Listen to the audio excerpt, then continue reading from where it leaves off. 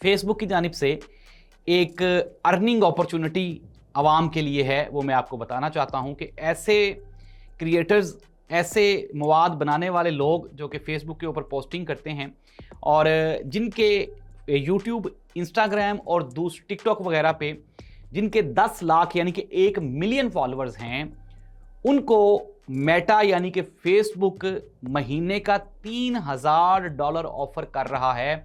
आपने करना क्या होगा, 15 रील्स डालनी है आपने और ये 10 मुख्तलिफ दिनों में आपने डालनी है। 3 महीने तक मेटा यानी कि फेसबुक आपको $3000 देगा। अब एक सवाल पैदा होता है कि जिनके मिलियन फॉलोअर्स नहीं हैं तो वो क्या करेंगे, उनके लिए भी एक ऑफर है।